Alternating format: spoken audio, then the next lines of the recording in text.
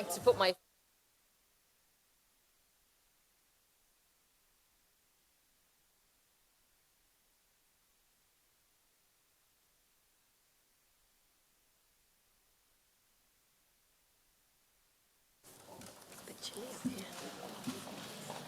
You know, we ought to be doing something like this in North. Yes, it would be good, wouldn't it? Yes, yes. Or we could do a sort of, you know, at the same time, joint, separate. Yeah, that's right, yes.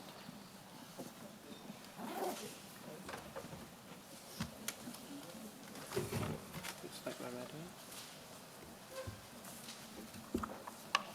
We haven't got a screen for those online, no. Shall I put there?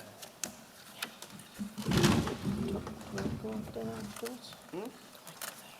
Yeah, makes sense. So are you a sort of layperson, or do you, I mean, you're not a paid? Hi everyone. Is it still morning? If it's still morning, bore da. If it's not, prynawn dda. Anyway, I'm Joyce Watson, Senedd member for Mid and West Wales, and I want to welcome you all to the important meeting, bringing together stakeholders to focus on the important role of workplaces in responding to and preventing, where possible, gender-based violence. It's going to provide a platform for the delegates to share their experience and highlight what's being implemented in their workplaces. It's one of a series of events to mark International Day for the Elimination of Violence Against Women and International White Ribbon Day. It's a hybrid meeting, so I'd like to warmly welcome those joining us virtually as well as those who are here in the Senedd. Some housekeeping. We have simultaneous translation, so if you want to speak or ask a question in Welsh, you are obviously invited to do so. There are headsets here in the Senedd for those who don't speak Welsh. Can I remind delegates that photographs will be taken. If anyone does not wish to be photographed, please would they let the photographer know. We will do group photography at the end of the event, so please stay for that. We would also appreciate your contributions on social media to spread the word further. It's great to see such a strong attendance and to see so much talent brought together, committed to this course. White Ribbon campaign began in Wales 18 years ago. In my previous role, I was involved in the first White Ribbon interfaith candlelit service at Llandaff Cathedral, and that has flourished and is now led by BAWSO, the Black Association of Women Step Out. And this year's event will be held on Friday, White Ribbon Day. 15 years ago, when I was elected to the Senedd, I was determined to prioritise promoting the White Ribbon campaign, which of course meant recruiting male ambassadors to stand up against violence against women. That wasn't easy. There were an awful lot of women very uncomfortable about men being in the room. But clearly, we will never, ever address violence against women unless we have good men in the room. So for 10 years, the WI and I have worked on the Not In My Name campaign. And the Not In My Name actually means, because it's a male pledge, that men are saying to other men, you are not doing this in my name. And through that time, we've recruited countless male ambassadors and reached out across Welsh society to spread this message. And in that time, legislative progress has been made, but the work of changing attitudes remains stubborn. For years after the Domestic Abuse Bill was first promised in the Queen's speech, it finally became UK law last year and has been implemented this year. And sexual violence and abuse affects every single community in Wales.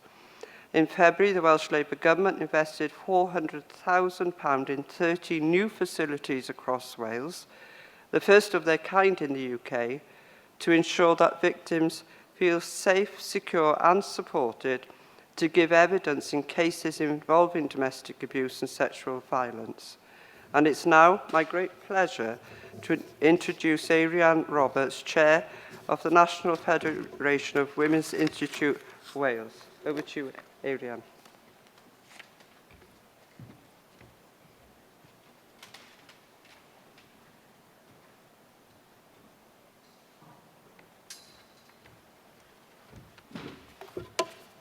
Diolch, Joyce. Pnawn da, Ariane Roberts dwi yn cadeirydd Sefydliad y Merched yng Nghymru.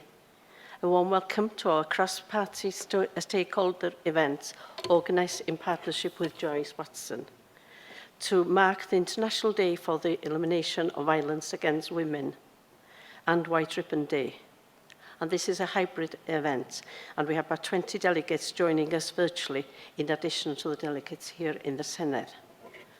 This event and tonight's candlelit vigil form part of the Not in My Name campaign set up in 2012 with Joyce to recruit male ambassadors to speak out against male violence towards women.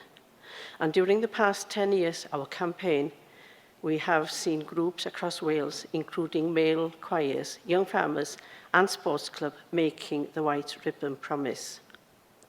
During the 16 days of activism, our members will once more be playing their part in highlighting the alarming and unacceptable prevalence of violence against women and engaging with their local communities. There are vigils or walks taking place in Aberystwyth, Llandrindod Wells, Brecon, Denbigh, Haverfordwest, as well as a light candle service in Usk. And every year, we launch a competition for our members relating to the Not in My Name campaign. And this year's competition was to design and make a scarf depicting the campaign. And the 11 entries that are on display in the Senedd today. And I would like to use this opportunity to announce the winner and the 2 runners-up. And in first place is Debbie Jones, LISO WI Cheshire Federation. And the runners-up are Karen Redgrave, mostly WI Northamptonshire Federation, and the scarf team from West Kirby WI Federation, Cheshire Federation. And a huge congratulations to all of you. All entries will be promoted on social media during the 16th day of activism. And we're delighted that we have the winner, Debbie Jones, here today. She's joined us today, and we have pleasure for me to present Debbie with her certificate. Debbie, if you'd like to come up, please.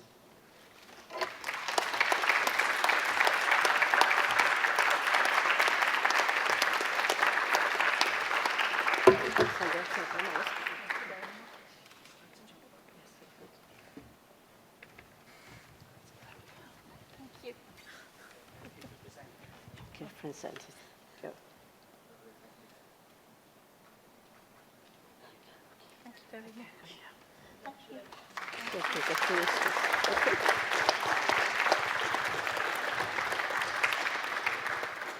Congratulations, Debbie. And they're all beautiful, aren't they, the scarves? And just to turn a white piece of silk into a beautiful scarf, it's been wonderful. We're also congratulating members of the West Kirby WI who are also attending virtually this afternoon, and well done to all of you. I would encourage you to take a look at the scarves before you leave, if you haven't already done so. They're all at the back there, and they're all worth seeing. Diolch yn fawr.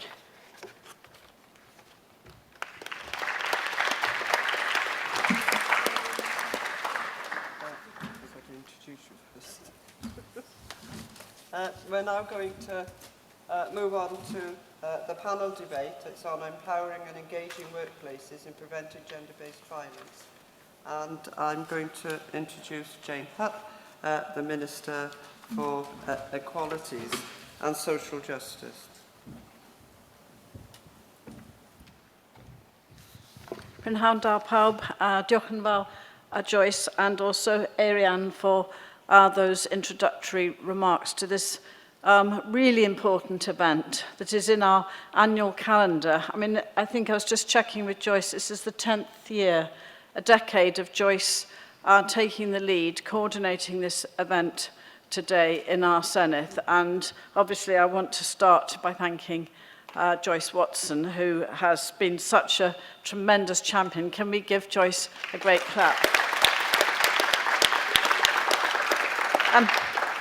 And also doing it in partnership with the National Federation of the Women's Institutes Wales is such an inspiring and clever and intelligent way of working with politicians who are working together with such a fantastic movement, women's movement in Wales. Now, I'm very proud of my branches in the Vale of Glamorgan. I don't know if we've got anyone here today, but oh yes, hello, who is always at the forefront of these campaigns. Quite apart from us and what we're trying to do in government, if we didn't have the strength and the voices of the National Federation of Women's Institutes and many other women's organisations or optimists, I mean, you have such a powerful base in your communities. What you say, what you do, and also your experience is so important to us. I think it's a fantastic partnership, and it's so important that we're here together today. Because, this is about us all working together and making it very clear that we want an end to all violence against women and girls. That's certainly been the stated position of the Welsh Government, and of course we were able to enact that legislation, that groundbreaking legislation, the Violence Against Women, Domestic Abuse and Sexual Violence Act, back in 2005, as a result of us all working to get that legislation through. And we do have ambitions, and sometimes people say, well, how can you possibly say that, Jane?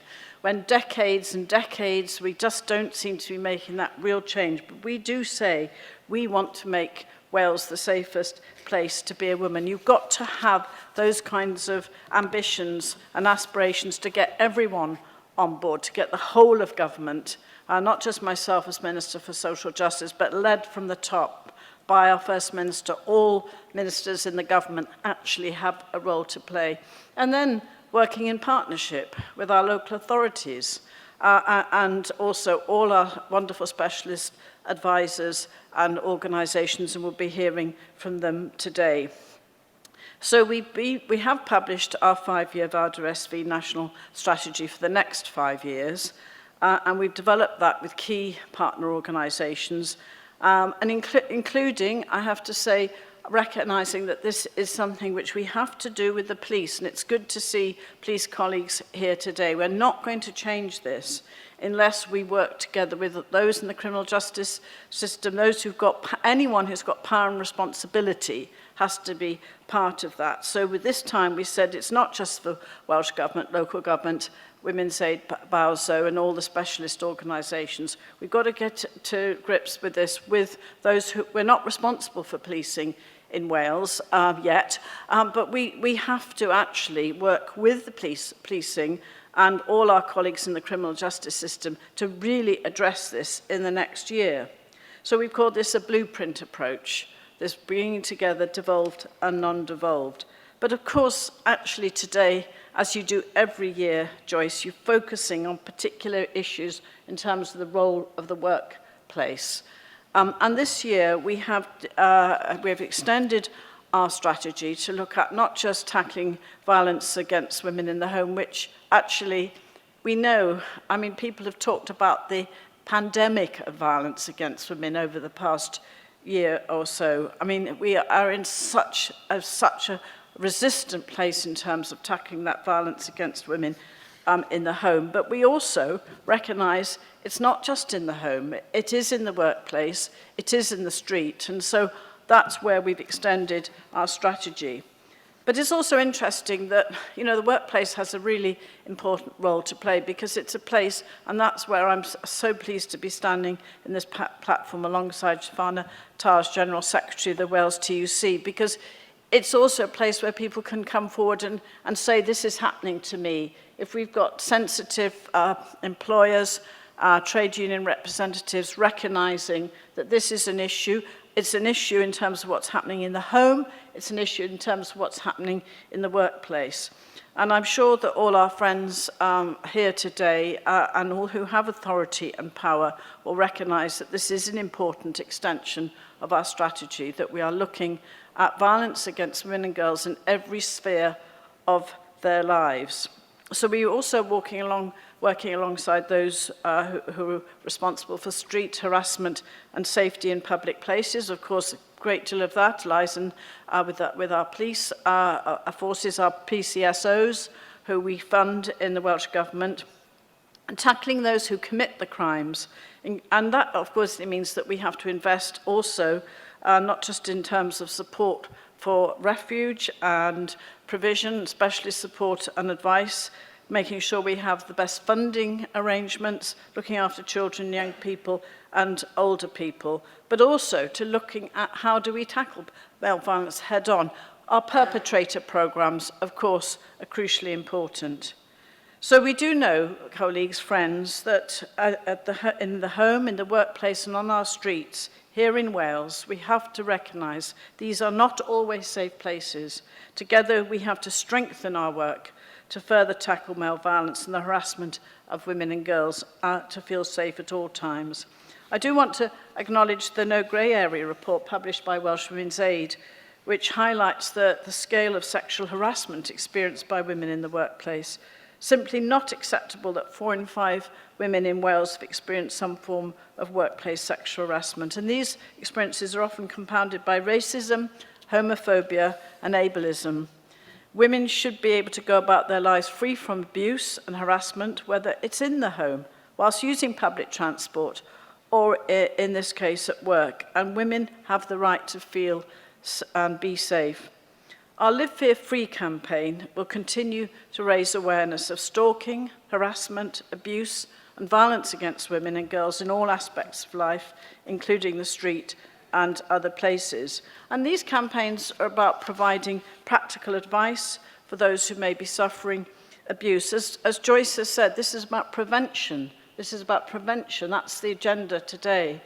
And it's also to enable people to stand up, not be a bystander, support friends, family, and the wider community to recognise abuse and take safe action.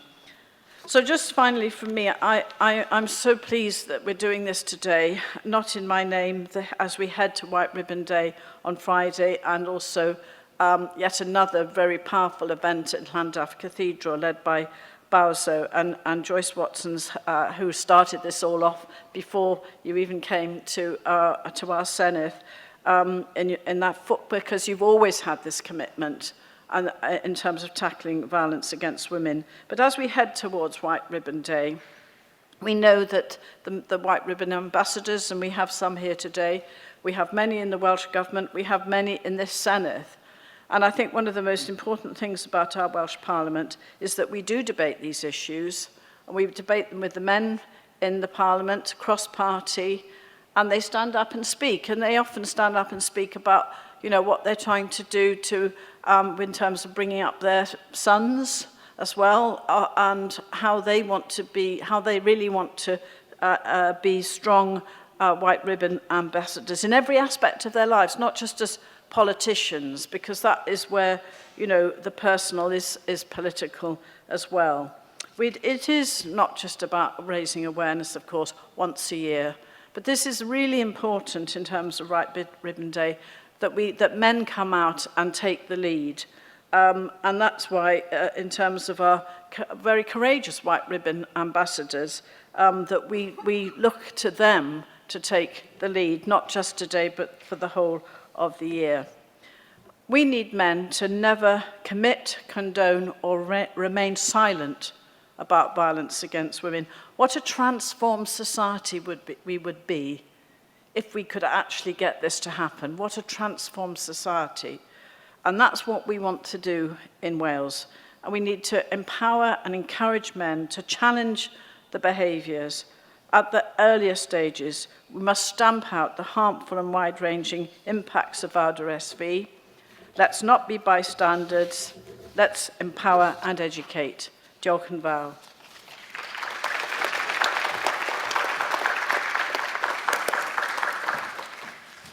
we do have a great panel up here today, and everyone is going to speak.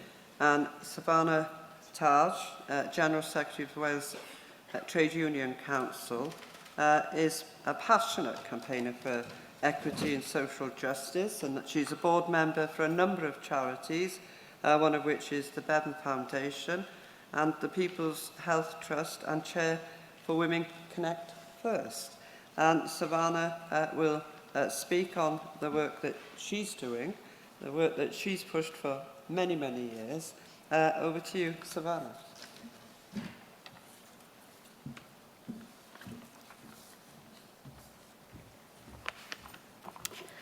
Diolch yn fawr. Thank you for inviting me to speak today. The fact of the matter is that every single year, the Counting Dead Women website counts how many women in the UK have been killed by men or where a man is the principal suspect. So far, in 2022 alone, 85 women have been killed, but we're also waiting for further information for 16 more women. Last year, 144 women were killed by men, and during the COVID lockdowns, the murder rate trebled. We all got to know the many names and the individual stories of several Welsh women killed at the hands of men, including Wen Jing Lin, Judith Reed, and Kerry Bradford.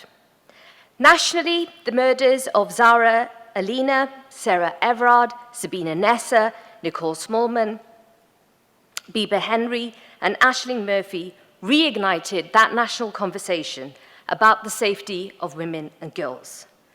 As MPs demanded action to address the shocking collapse in rape prosecutions in England and in Wales, women, including myself and other fellow trade unionists and women's rights activists, took to the streets, calling and protesting for a fundamental cross-system change to tackle the epidemic of violence against women and girls from all of our governments. We shared our own lived experiences, our anger, but we also lifted each other through hope and real clear actions, calls for actions from our governments. The fact is that the data continues to get worse every single day, as roughly one woman is killed every 3 days. Violence and its effects, both short-term and long-term, are found in all aspects of our society. However, we're largely silent on the workplace as an arena, which is why I'm glad that the Welsh Government has taken the position to focus on this area. And this is also the reason why I have accepted the request from Jane Hutt, the Minister for Social Justice and Equality, to jointly lead on the Vawdr SV workstream on workplace harassment. Violence against women is both a cause but also a consequence of women's inequality, and it's a foundation for those social and cultural attitudes that actually legitimize violence against women and girls. And it's also worth reminding ourselves that there isn't actually a single country on this planet in which women collectively have more money and more economic opportunity than men. And this is why it's actually so important that the Welsh Government remains a proactive feminist government, but we need all of our governments, including the UK government at Westminster, to follow suit too. The austerity agenda that is currently being pursued, yet again, by the UK government will be absolutely deadly for women. For women, having less opportunities to squirrel money away for their escape, for example, will inevitably lead to more women being killed before they can actually get away. Furthermore, the gender pay gap is so significant that collectively all women are effectively working for free for the rest of this year. This gap is particularly wider for Bangladeshi women, who are the lowest paid workers of all, and black women who are most likely to be in precarious work like zero-hour contracts. This is why we need targeted and dedicated support for different groups of women to address exactly how they experience violence. Women should be able to feel safe to speak openly about the violence that they're experiencing and feel that they're actually going to be believed when they speak out, and that they actually receive culturally appropriate support and protection if they do disclose. And of course, workplaces are absolutely key to this. Many workplaces employ someone who has experienced violence directly or indirectly. Often when women experience violence and abuse, their work suffers. They find themselves struggling or going through some kind of competency issues. And union reps are often the first person that victims speak to about what they are experiencing. So this is why we are making sure that all of our union reps have the necessary information to hand so that they can actually proactively help the individual. But bosses also need to step up. They need to do their bit. We need pay time off for victims of domestic abuse. We need flexibility built into our sick absence reporting policies. And we need the UK government now to provide proper social security to support women in the cost of living crisis. It's also extremely vital that our police forces themselves take immediate action to address their own internal systemic failures and the culture of racism and misogyny and violence that has unfortunately at times appeared to become normalized. This also continues to harm women. Women need to feel safe, properly supported, and listened to in all of our dealings with the police and wider services. But let's also remember, as Jane also mentioned, that the culture of violence and misogyny is harmful to boys and men. Teaching a boy that he can't cry, that his emotions are somehow invalid, and the only acceptable emotion is actually anger, is contributing to a men's mental health crisis. Ending violence against women also means teaching our boys that their feelings are valid and that they can carry out jobs typically viewed as reserved for women like teaching or caring. But we also need our male allies to help us. Through the Wales Union Learning Fund, we have worked with a housing association, and they've actually trained their own in-house tradespeople, mostly who were men, to recognize the signs of domestic abuse. Whether that's a kick door, a regular call-out to a property, etc., all of these types of examples are the type of work that has led to an increase in referrals. This is yet another way that trade unions are carrying out our innovative work to end violence against women.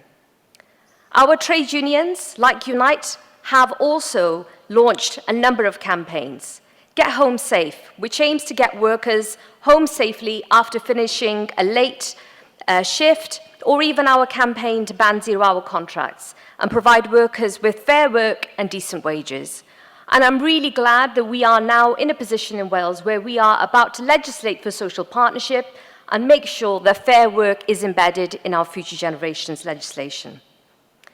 In March next year, we will be in the Senedd again with Joyce Watson to launch our sexual harassment toolkit.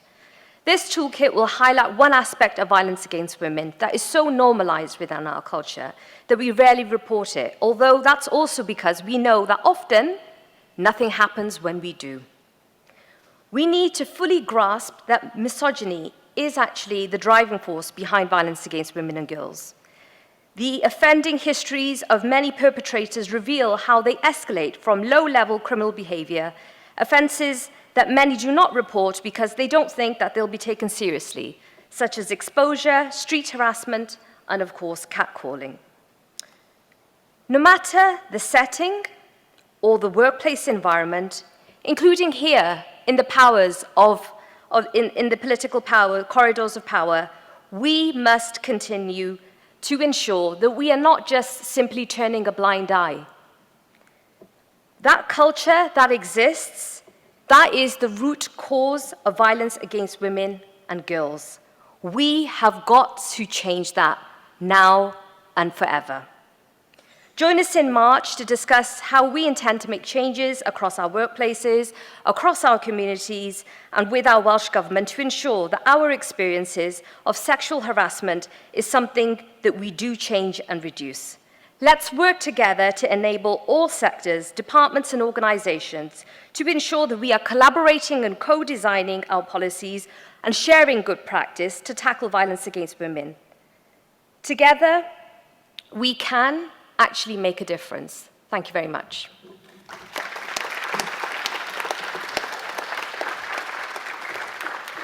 Thank you, Shavana. I'm now going to introduce Tina Rees. She's Head of Services and Survivor Engagement in Welsh Women's Aid.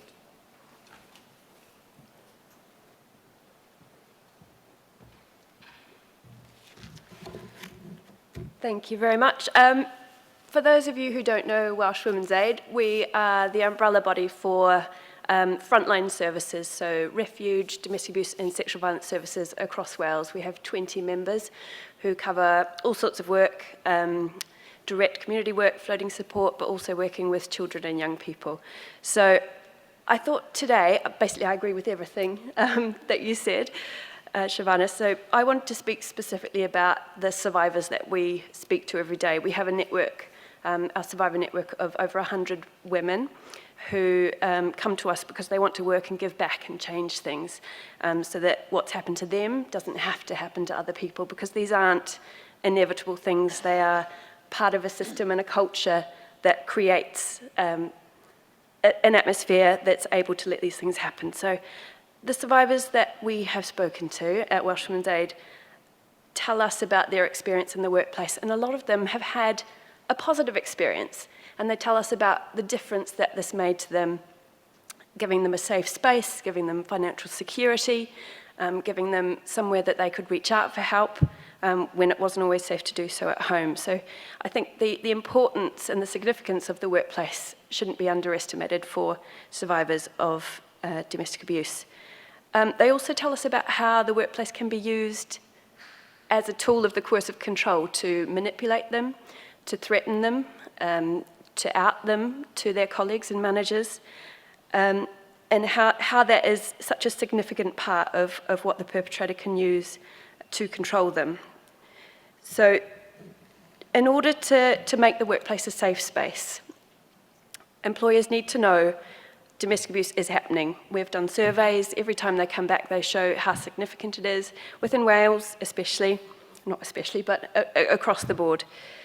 So having a policy that trains your managers who are going to be speaking to the employees about the abuse, having posters up, having an understanding about what to do if you do need support. And we would always say, call the Live Fair Free helpline. They will help with safeguarding, with risk assessment, referrals if needed, but they will also just give you general advice. It's there for anyone who needs it. Housing is always an option, or refuge as well. They can divert people onto. So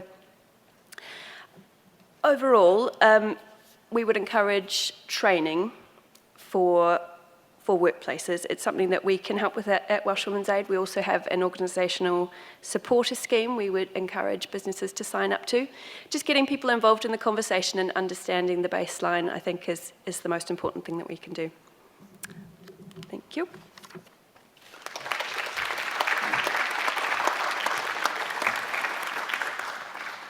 Our final speaker is Steve Barnbrook. He's a White Ribbon Ambassador. He's Vice Chair of the White Ribbon UK Board of Trustees and leads on the White Ribbon All-Party member group in Westminster. Steve's background is regeneration, community engagement and policy development, working in local and regional government and also the third sector.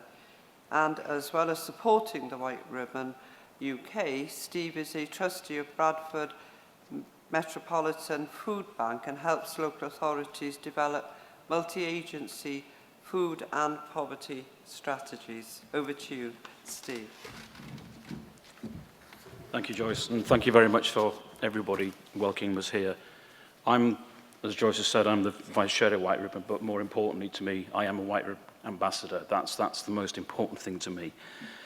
Most of you know White Ribbon, but for those of you who don't, we're the UK's leading charity which is engaging men and boys in tackling violence against women and girls. But we're part of a wider, global movement that started in Canada back in 1989. The White Ribbon itself is now an internationally recognised symbol for ending male violence against women. Our mission in the UK is very, very straightforward. It's to prevent violence against women and girls by shifting societal attitudes, systems and behaviours around masculinity that help to perpetuate gender inequality and therefore men's violence against women. We encourage everyone, but specifically men and boys, to make the White Ribbon promise, which is to never use, excuse or remain silent about violence to women. Through our accredited organisations, of which we have many, supporters organisations, ambassadors, champions. We've got a reach at the moment of around 600,000 people across England and Wales. A lot of those accredited organisations clearly are employers. And obviously what we're talking about today is ending violence in the workplace. Now, on average, we spend about a third of our time at work. Our workplaces and the culture within them can have a lasting effect on how we think and how we behave.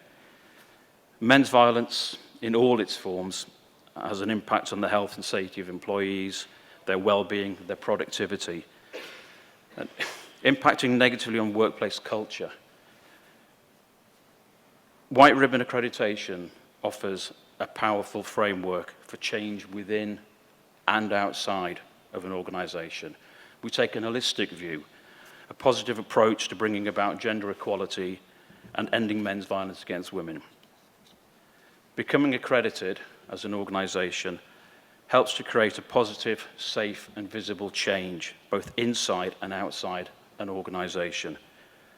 It helps to develop within staff the knowledge and the skills to recognise and address violence against women and girls, including abusive and sexist behaviour. You know, we're not just talking about violence here, we're talking about abuse in all of its forms, in every level. This is down to objectification within the workplace, so many other issues that then build and build and build. We want to raise awareness amongst staff to enable them to become allies and positive change makers. And accreditation also takes the message wider. So it's actually looking not just within an organisation, but looking outside, helping the experience in terms of customers and stakeholders of that organisation. Our organisations are really instrumental in enabling us to reach thousands and thousands of people. We're at almost the point now where around about 1% of the overall population of England and Wales works for a White Ribbon accredited organisation. Clearly, we'd like to get that much bigger. As has already been mentioned, we've got White Ribbon Day coming up on the 25th of November, this Friday. And I believe there's a World Cup going on as well, which has just started. One of the things for us is about getting that message out that all men can join the team. We've got lots of advertising going out with some of our partners, and hopefully you'll see that in train stations, etc. And we're using a message around the goal. And the goal is we've used some of our supporters, some men and boys, to identify 11 traits that we want men and boys to adopt and nurture to create a world of equality and safety for women. You will see them, hopefully, this week as you go around. We're trying to find multiple ways of getting the message across. If you look at a lot of the traits that we've identified, they're nothing special, they're not unique. They're about being a decent, ordinary human being, and that's the most important thing. We want to get a message across through our accredited organisations, through the staff, into the wider community, about how workplaces can transform their own culture and in turn can support a whole societal change. Thank you.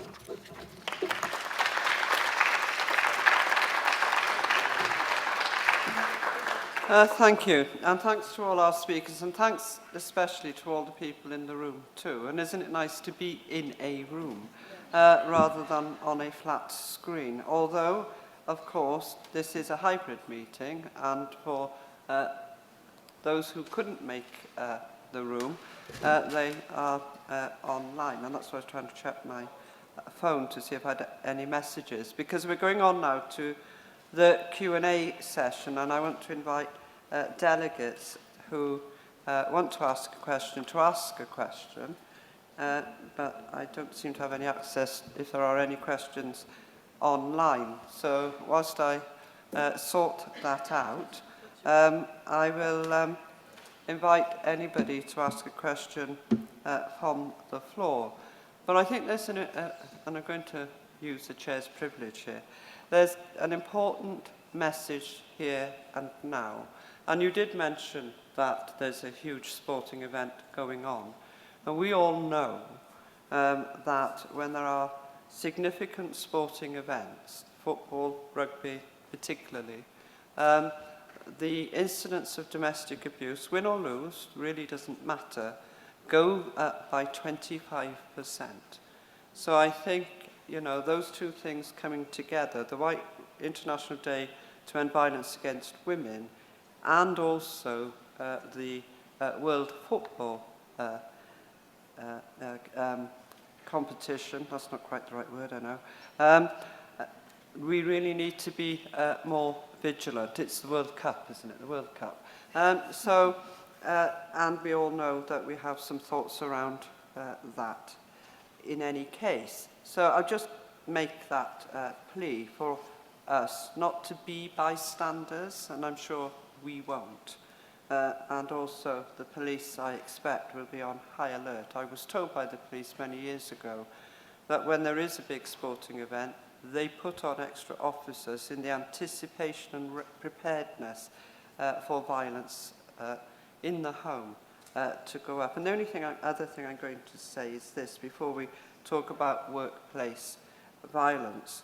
There are many workplaces now that are not accessible to workers. There are many offices that have closed down.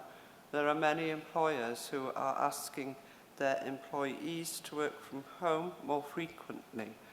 And I'm going to, because I always like to put a challenge out, challenge those employers to think about whether they've checked in the first place if that's a safe place for those employees to be, rather than, because what worries me here with that shift in those patterns of working is they also shift the emphasis that should be on them as employers onto the employees to keep themselves safe. That's my challenge. So anyway, and I'm going to open it up now to questions. So anybody that's got any questions on the floor while I sort this out, can you put your hand up? Okay. Okay. Yes, yes. From the NSPCC. Thank you. Totally agree with all that's been said, and the workplace is really crucial to stamp out Valdre SV. I just want to reflect though on the Children, Young People and Education Committee report on peer-on-peer sexual harassment of learners. We know from that report, and we know that women, young women in their learning institutions are also experiencing sexual harassment. So, in terms of prevention, what are we going to be doing around those places of learning so that this endemic society-wide problem of sexual harassment of young women and girls can be stamped out too? Okay. And I can take questions 2 or 3 at a time, so is there another?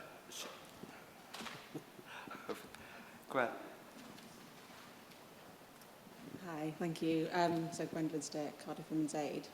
I just wanted to, well, first of all, if you don't mind, Joyce, I want to correct on the sort of sporting event. Domestic abuse doesn't increase by 25%, it's exposed by 25%. Okay. The abuse is already there. What the sporting event does is expose and exacerbate the situation. And I think, you know, it's good to highlight that because it shows that actually it's 25% higher than we already think it is in society, and that's what COVID did as well. But my question really is, and I think both Tina and Shavana touched on some stuff when Shavana listed the names of women that had been killed in the last year, and we know whose stories were not covered as much as we expected, and Tina raising the voices of survivors. And we've seen through the Me Too movement who is heard and who is not heard. And we're seeing a lot of these safe spaces being made across our community as a response to what's been, you know, this calling out, which is fantastic. And we're seeing these labels being stuck on buildings and workplaces and institutions saying we're a safe space, we want to help. But what does it mean for those women whose voices haven't been heard and are often not listened to, or those institutions aren't a safe space for multiple reasons, including things like institutional racism? And how do we look at workplaces to make sure that all women can find them to be a safe space? Okay. Is there another hand in the room? Yes, there is. Thank you. Sue Morgan from Torvine Council.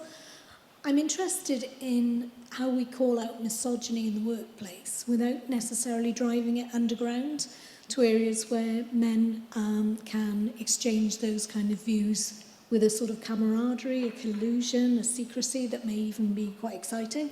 And in the world of social media and WhatsApp and the rest of it, it's quite easy to find those underground spaces. So how do we have those conversations in the workplace that enable us to call out misogyny without making it a secret, exciting sort of activity that happens behind closed doors? Okay, I'll take those three, and I'm going to pass them along. I'm going to invite Jane Hutt first of all, and then Shabana, and then Tina. Thank you very much. Really all very powerful questions, and thank you, Viv, for raising the question about the horrendous knowledge we now have, and perhaps have had for too long, about sexual harassment of girls, young learners. For those who don't know, and perhaps Steve, you'd be interested, the Children and Young People's and Education Committee, a scrutiny committee here in the Senate, did a very important report on picking up on, you know, if you recall the report Everyone's Invited last year, which was UK-wide, which exposed that sexual harassment, and then Estin, our Education Inspectorate, followed it up and also produced a report. Well, all I can say is we have agreed to implement the recommendations. The Minister for Education and Welsh Language, Jeremy Miles, responded very clearly to that report, and of course Joyce and I would say cross-party support for that from that committee. But I also think it is really important that we're looking at children and young people as a separate work stream in the next stage of the strategy of the Violence Against Women, Domestic Abuse and Sexual Violence strategy. We're looking at children and young people at a separate work stream. I mean, this is something that you and many have called for a long time from the NSPCC and Welsh Women's Aid, but also other organisations.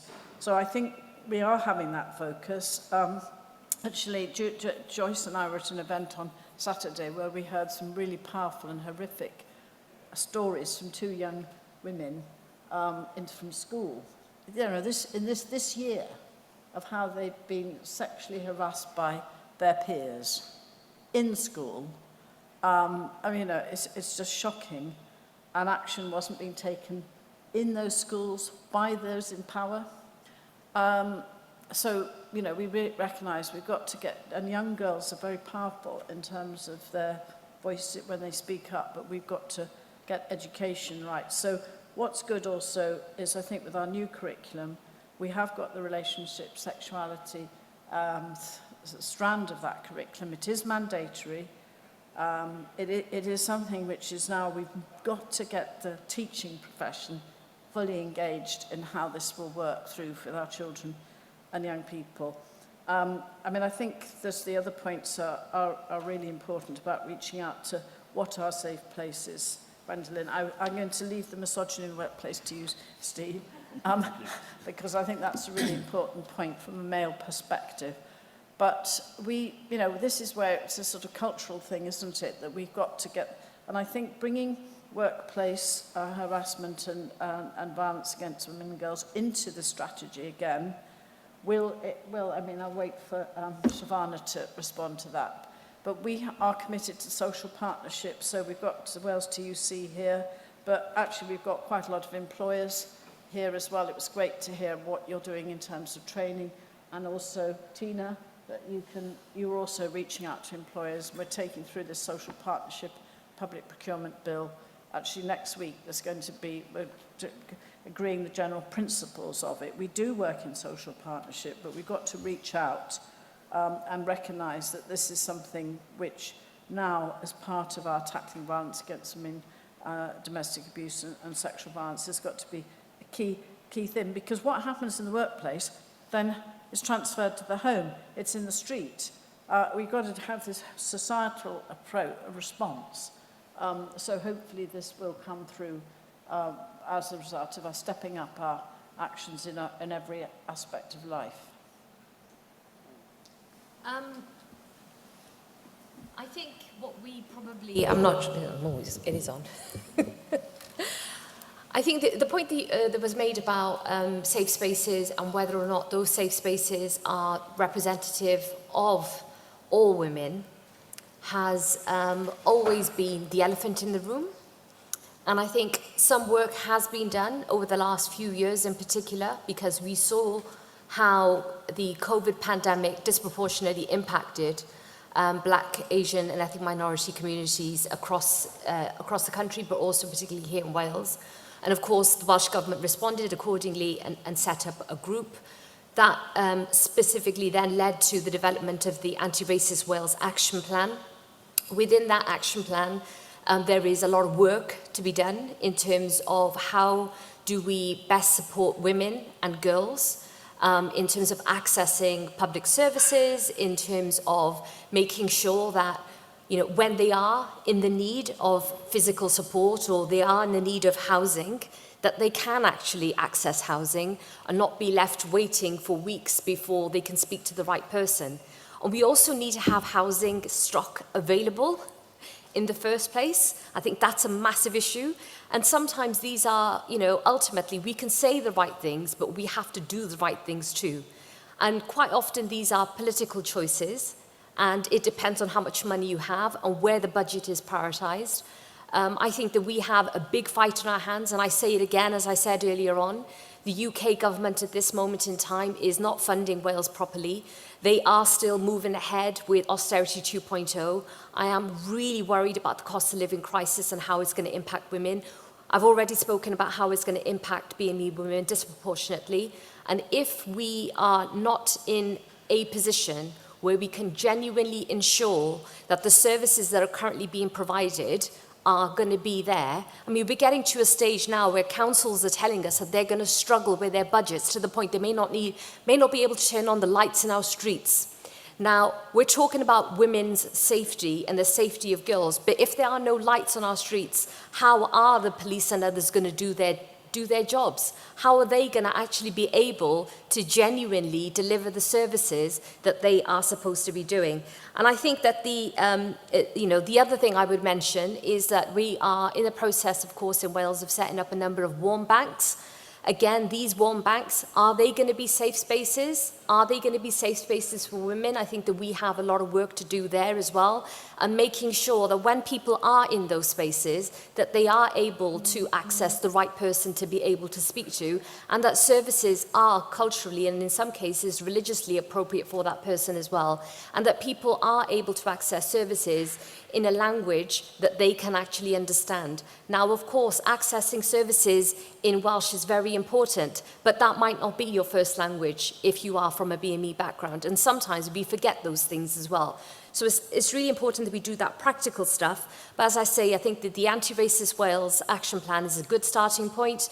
We're in the process now of Welsh Government is going to be appointing a scrutiny oversight committee, again made up of a number of people from the community here in Wales, but also other experts as well. But this isn't just about experts and people sat in the room. It is about making practical solutions and finding ways forward, and for employers to work with trade unions, particularly because, you know, when it comes to workplace issues, it is unions that ultimately are there to collectively bargain and to make sure that the policies, but also pay and everything else works effectively, and that everyone has access to social justice.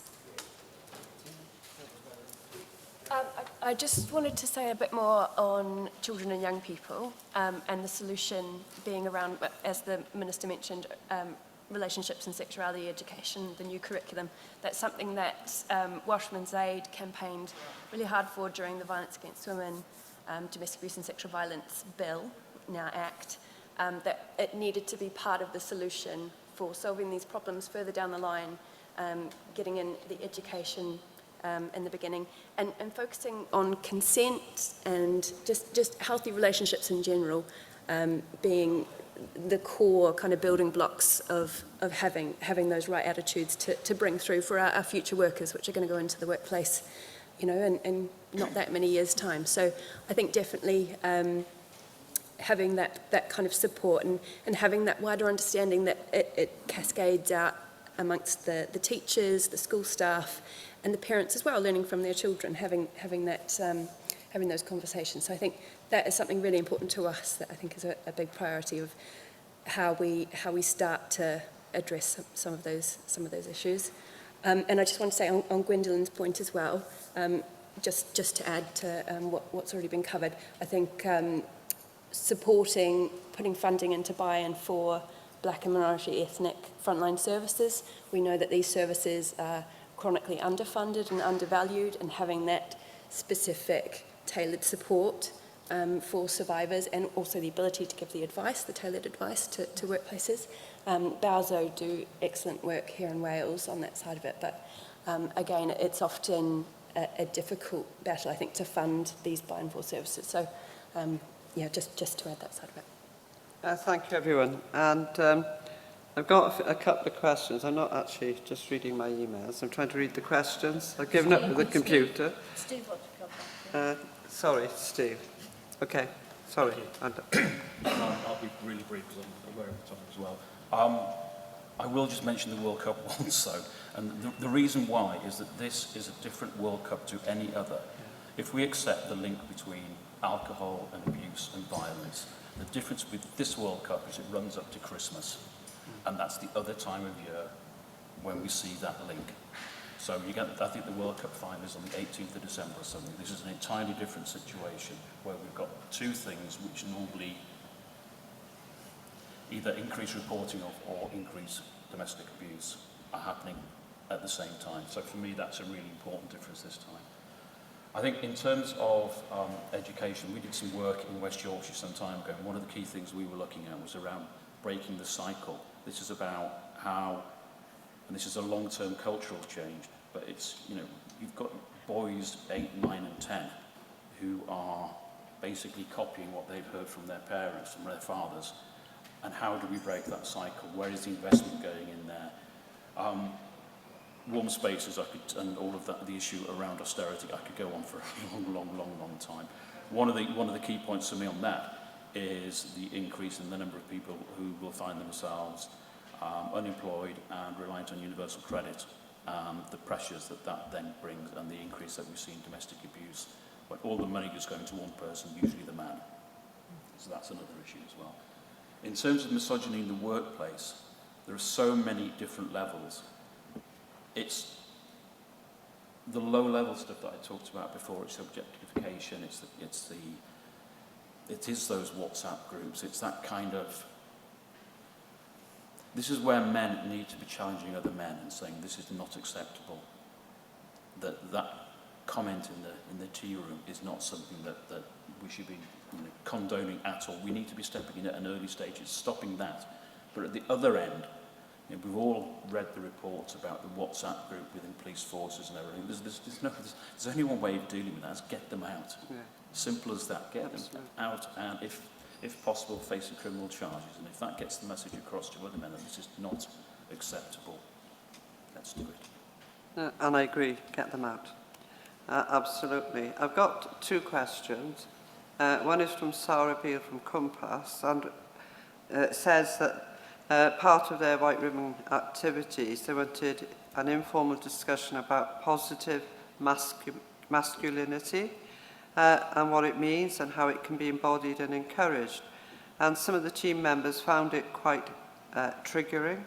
And I wonder what advice and techniques others on the panel might have that they can pass on to them. That's the request. And the other request comes from Anna Catherine Rowland about best practice by employers to tackling domestic abuse and assisting those who need that, and any examples again. So the two questions really are talking about how do we share best practice. And I think we all know that best practice somehow doesn't travel well. So I'm going to go to you first, Siobhana, and then Jane, and I won't leave you out. I think that if you want to talk about best practice and what are the alternatives, so to give you the example of the menopause, there was a time when nobody talked about it, And it was that secret between women where we were constantly putting on layers or taking them off or got a fan in our faces and it's snowing outside type of thing. And I am one of those women now, so, you know, going through that. So I experience it, but I'm very vocal about it. And when I am having a moment, I'll say, oh yeah, it's my menopause and, you know, it's what I've got to do. But what is quite interesting when we talk about, you know, positive examples of masculinity in the workplace and what men are doing differently, we have now got menopause champions in workplaces. We have a number of men that actually talk about the menopause in the workplace, particularly trade union reps and activists who talk about this. So in the same way as we have been able to train, develop those individuals, I believe that we can do the same in tackling this issue too. And the only way that happens is by making sure that we have the proper tools available, that we are providing training in a way that is acceptable, and that we are talking about things in a way so that people don't feel that there are some things that they can no longer say either, because otherwise what ends up happening is that we get accused of being woke continuously, is often the word that gets bandied around and thrown around, and various other terms. You know, it used to be like, oh, you're just one of those radical feminists, that's what you are, and all of this type of nonsense that gets bandied around. So there are things that we can be doing in that instance. Yes, I mean, I think it was really great to hear from Steve about what, you know, what he's been saying about, you know, we've got to call out and take action. So thank you so much. I mean, we need so many more Steves around. We've got some men here today, but we'll have some more tonight at the vigil. Yes. And we do have, Steve, you'll be there, a man from every political party speaking up. And as I said, it does happen in the chamber. We still have very strong support cross-party, but, you know, in Welsh Government, we've got to now take this forward, because this is now a new strand in terms of best practice, and great questions. Thank you very much to Sarah and Hannah. We will be having a whole work stream on how we reduce sexual harassment and violence in the workplace. We'll, of course, be working totally with Wales TUC on that. We've come in, as Savannah has said. So, I mean, this is the start, but today is going to help us from that. I do want to just pick up on the issue as well that's come up. This is very intersectional. This is about race, LGBT. We've got actually our Anti-Racist Wales Action Plan, and we'll have our LGBTQ plus action plan being published in the new year. We also have actually Disability Task Force as well. These are all issues in the workplace that we have identified, and, you know, social media and WhatsApp groups, and, you know, it's just made things worse, hasn't it? But we can use also social media for good as well as bad. We want bosses to take decisive and quick action to support people. Workers have got to feel empowered to speak up and speak out. But we will develop these examples together with our social partners on best practice. Okay, and Tina? I was just going to quickly say on the topic of sort of discussing these issues and it being quite triggering, perhaps for people, because unfortunately there are a lot of bad experiences and bad examples that have happened to people before, so when it comes up. But on the Welsh Women's Aid website, we have a lot of resources around how you have these conversations safely, some of the good stories as well, and the positive kind of long-term effects of it as well. So, yeah, if people are looking for that resource, that's there on our website. Thank you for that, because it is important, because it does trigger, and if we're asking people to speak, we need to be there to protect those people which they have spoken and not leave them vulnerable in a room. Steve? Just two things. First of all, from a White Ribbon point of view, we now have accredited organisations across a whole wide range of sectors, lots of local authority, but private sector, we have the police, health service and things. So actually, one of the things that we want to do is have that transferable learning. You know, if a police force is really struggling with something, let's work out how we can actually help them using other police forces that have been more successful with that. I think the other thing for me is it's how we actually turn around toxic masculinity and actually promote positive. And I think, you know, I mean, this is, you won't be able to see this, but this is the ad that's going to go everywhere during the World Cup. And so it's 11 shirts, but they're talking about being an ally, caring, empathetic, courageous, gentle, resilient, reliable, hopeful, principled, reflective and supportive. These are what we've identified as the 11 traits. But to be honest, as I said in my piece earlier, these are things that any normal, decent human being should be. And it's actually about using role models and challenging people and saying, look, this is actually how you should treat anybody, irrespective of gender, irrespective of sexuality, any kind of background, faith background, age. It's about being a normal, decent human being. You know, this is not something revolutionary, but we need to tackle those people for whom toxic masculinity is a way of life. Right. Thank you. I want to thank everybody for their questions. I want to thank the panel. We come to that time where we will be closing the event, and that will go to Arian to do it. But what I want to say is we will be taking a photo of people in the room, and we have a wonderful staircase, because I find that staircases are really good places if people can access them to get a photo, simply because if you're like me, you're not 6 foot tall, and you know, nobody sees who you are then. So it'd be great. And for those people who can't make the stairs, of course, we have the even ground down below. So if you can just stay for that photo, it is important so that people see they're being supported, because this is the feedback I get, and I'm sure you all do, time and time again, that people care, and it does mean a lot. So over to you, Arian, to close. Well, on behalf of NFWI Wales, I would like to extend our thanks to the panel members for their contribution, and also to the delegates that have joined us here today at the Senedd and virtually as well. And of course, diolch yn fawr, thank you very much to Joyce for all the work she does on behalf of this very important campaign. And just a reminder that the candlelight vigil will be taking place on the steps of the Senedd this evening, starting at 6 p.m, and we look forward to seeing you there. Diolch yn fawr iawn.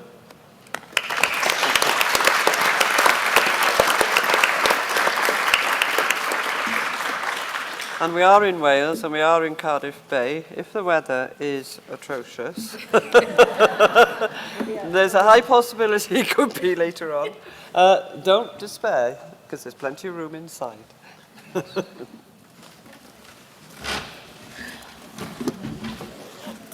remember bringing my mother down many years ago to see Cardiff Bay.